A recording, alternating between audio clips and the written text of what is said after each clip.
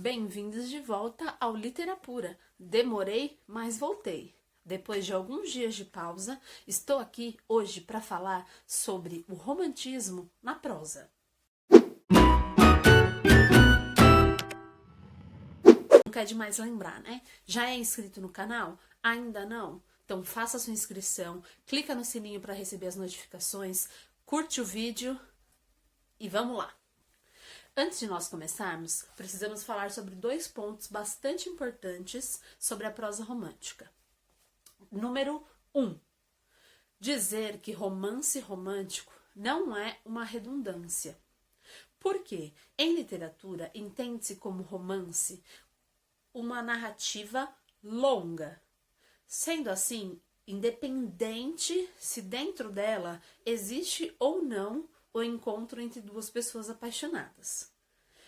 Portanto, romance é uma narrativa longa. Se dentro dessa história nós tivermos o sentimento romântico, né, o aparecimento, o surgimento de um amor, então nós dizemos que trata-se de um romance romântico. Neste caso, não é um pleonasmo, não é uma redundância, nem uma repetição de ideias. A expressão romance romântico em literatura está perfeitamente adequada. Segundo ponto é esclarecer para vocês a diferença entre romantismo com letra maiúscula e romantismo com letra minúscula. O romantismo com letra maiúscula é um movimento literário, é o nome do período literário, né? Ocorrido da época literária ocorrida no século XIX, e por ser um nome próprio, o nome de um movimento, escreve-se com letra maiúscula. Já o romantismo com letra minúscula é o sentimento, né? São também um conjunto de algumas características, mas que podem aparecer na roupa, podem aparecer num quadro, podem aparecer em uma atitude.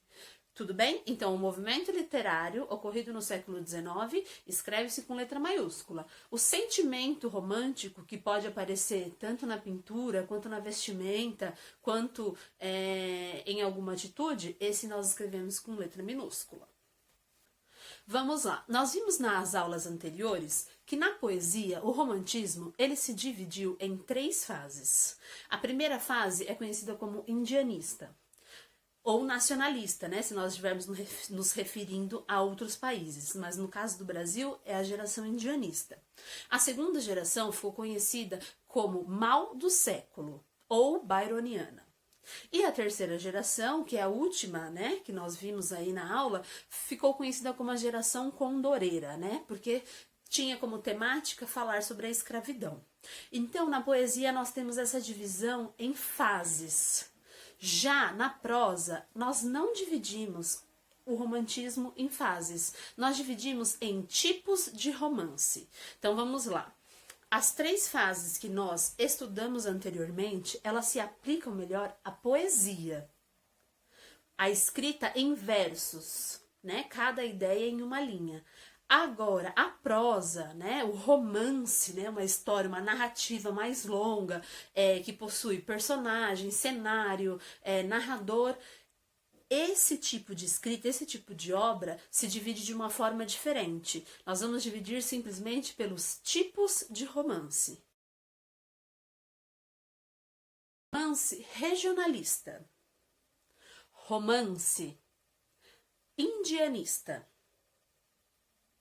Romance histórico e romance urbano.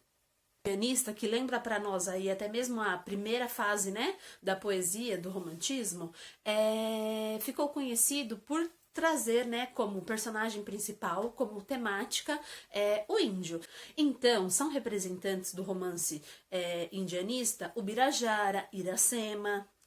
O romance regionalista vai falar da sociedade brasileira da época, mas focando nas cidades do interior. E o romance histórico vai focar na história do Brasil, né, nesse passado que o Brasil possui, do seu descobrimento até aqueles tempos.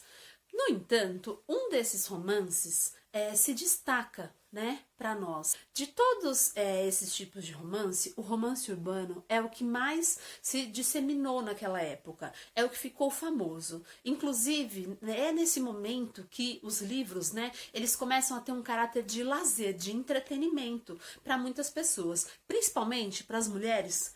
Que enquanto, como era comum na época, né, enquanto seus maridos iam trabalhar, ficavam em casa, se ocupavam de alguns serviços, né, da toalete, como elas diziam, dos cuidados com a casa, cotidianos, e no momento de descanso, de lazer, elas se entretinham com a leitura. É interessante também o formato em que esses primeiros livros foram publicados. É comum nós estudarmos nesse momento uma palavra conhecida como folhetim. Então, acontece o seguinte, né? Um dos principais meios de comunicação da época era o jornal. E esses livros, eles eram publicados, na verdade, em capítulos, como se fosse as séries que nós assistimos hoje em dia, que nós acompanhamos de forma fragmentada. Então, no jornal de hoje sai um capítulo, no jornal de amanhã mais um ou dois, no próximo mais 2 ou 3, e dessa forma, os leitores, eles iam comprando esse jornal para poderem acompanhar essas histórias. Quando essa história fazia muito sucesso, quando as pessoas se interessavam bastante por alguma dessas histórias, então, né, no final, quando se publicava o desfecho dela, ela era compilada, né, eram juntados todos esses capítulos e transformados em um livro. O primeiro romance a fazer sucesso nesse estilo de folhetim e conseguir atrair a atenção do público, e por esse motivo é considerado o primeiro romance romântico brasileiro, é A Moreninha, de Joaquim Manuel de Macedo. Neste livro, nós temos a história de Carolina e Augusto. Augusto é convidado por um de seus amigos para passar as férias na casa de sua avó. E eles fazem uma aposta. Felipe, que é quem convidou Augusto para passar as férias na casa de sua avó, diz para o amigo que se ele não se apaixonar por nenhuma das garotas, né, que se encontram lá na cidade onde a avó dele mora, ele, Felipe, escreveria um livro. Caso Augusto se apaixonasse, era ele quem deveria escrever o romance. Já que nós estamos lendo romance, acredito que vocês já imaginem o que aconteça. Então, chegando na casa da avó de Felipe, ele conta sobre o perfil namorador do amigo. E todas as outras moças acabam desprezando Augusto justamente por essas características, menos Carolina. E ele se aproxima dela, mas diz que esse caráter namorador, de não se apegar a ninguém, na verdade, tem um motivo. Na infância, ele conheceu alguém quem ele julgou muito importante e nunca mais viu essa menina. E por esse motivo é que ele não consegue verdadeiramente se entregar a nenhum outro amor. Então, eles voltam, né? As férias deles terminam, né? Todos são estudantes de medicina. E Augusto continua pensando em Carolina e ele decide, na verdade, voltar para declarar para ela. Quando Augusto volta e vai falar com Carolina, ela lhe dá uma bronca, diz para ele que ele deveria honrar o compromisso que havia feito com a garotinha quando era criança. O que ele não imagina é que Carolina possui um camafeu.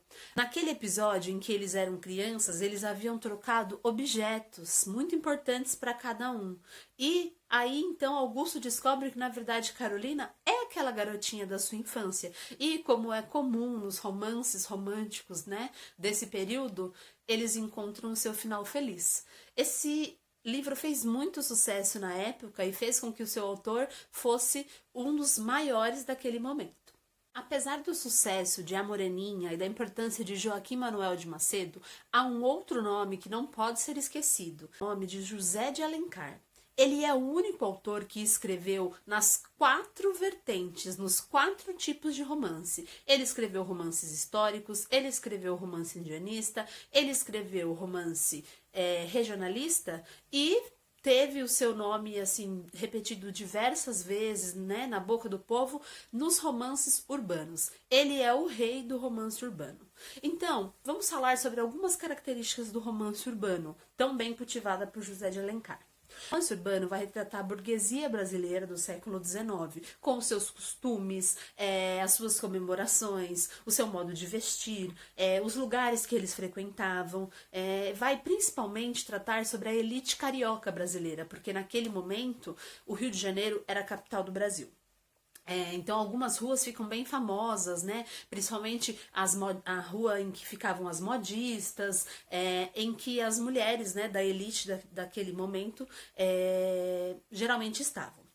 Como eu já comentei, né, ao falar de A Moreninha, é bastante comum que o romance urbano tenha um final feliz, né, que o desfecho dele seja feliz.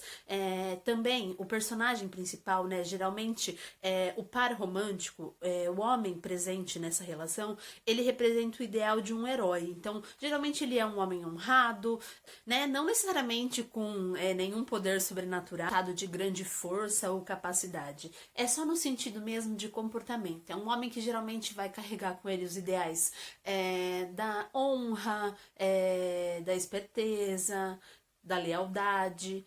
E esse homem geralmente será apaixonado por uma mulher ideal, né? A gente fala que é bastante comum no romantismo a idealização amorosa. Então a mulher, ela tem a pele mais macia, ela tem o cabelo mais sedoso, ela vai ser descrita dessa forma pelo seu amado. Então a idealização amorosa, né? E esse herói, né? A presença desse casal principal que simboliza, vamos dizer assim, um bem, né? Que é aí que a gente chama de maniqueísmo, que é essa luta do bem contra o mal e no final o bem vence, é bastante comum aparecer no romance romântico. Entre os principais romances de José de Alencar estão 5 Minutos e A Viuvinha, que apesar de geralmente serem colocados em uma mesma edição, se tratam de duas histórias diferentes. Também Lucila, Senhora. Essas histórias todas obedecem a, né, esse ideal. Falam de um romance, falam de um par romântico que vai enfrentar aí obstáculos para obter o seu tão sonhado final feliz. Né? Geralmente a fórmula é essa. Eu quero aqui dar destaque a uma das minhas obras preferidas da literatura brasileira, que é Senhora, escrita por José de Alencar e que pertence ao romantismo. Apesar de pertencer ao romantismo, ela apresenta algumas características que já denotam certa aproximação dos ideais realistas. Vamos entender essa história. A história, né, a personagem principal da história é Aurélia Camargo. Outra característica bastante comum do romantismo é trabalhar com o flashback, né? Então, a história começa com a Aurélia em um momento da sua vida, né? O livro inicia assim: há anos raiou no céu fluminense uma nova estrela. Então já fala da ascensão, né? Quando a Aurélia já está rica, né? Ela recebe uma herança e aí ela tem um poder aquisitivo, né? Um poder econômico invejável por muitas. E aí ela chega nos salões, ela chama atenção, ela se torna uma dama cobiçada naquele momento. E justamente com essa técnica do flashback, nós vamos entender que lá atrás a Aurélia já foi apaixonada por alguém, que ela gostava dessa pessoa e que ela não pôde, na verdade não é que ela não pôde, né? Ela foi abandonada por esse amor justamente porque ele necessitava de um dote, né? Ele tinha um interesse financeiro. Essa pessoa é o Fernando Seixas. Então, quando a Aurélia se vê rica e podendo, vamos dizer assim, escolher com quem ela gostaria de se casar, ela acaba optando em segredo por propor um casamento a Fernando Seixas. E ele só descobre que ela é a sua noiva no dia do casamento. Então, ele acaba ficando feliz, né? Alguém que ele conhece. Ele tinha aceitado mesmo sem saber quem era. Só que a Aurélia guarda muita mágoa, tem muito rancor, né, de tudo que aconteceu e trata o Fernando como um mercenário, né? Eu comprei o nosso casamento, né? É o que ela diz pra ele, né? Você está comigo por dinheiro e não por amor. E aí vão passando, né, vários momentos dessa história. Um ainda nutre sentimento pelo outro, isso fica bastante claro para nós. E esse empoderamento da Aurélia é muito do que nós falamos, que geralmente apontam algumas características mais realistas. No entanto, né, como é característica do romance romântico, no final dessa história, a Aurélia acaba cedendo e percebendo que ainda é apaixonada por Fernando, né? Depois de muitos contratempos, de muitas discussões, deles praticamente desistirem dessa história, os dois percebem que não conseguem viver um sem o outro.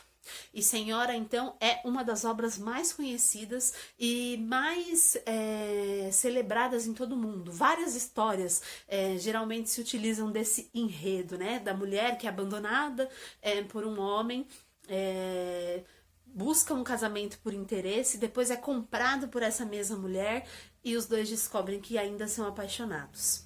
Pessoal, então é isso. Essa foi a nossa aula sobre a prosa romântica, com ênfase no romance urbano. Eu espero de coração que vocês tenham gostado e aguardo vocês na nossa próxima aula. Tchau, tchau!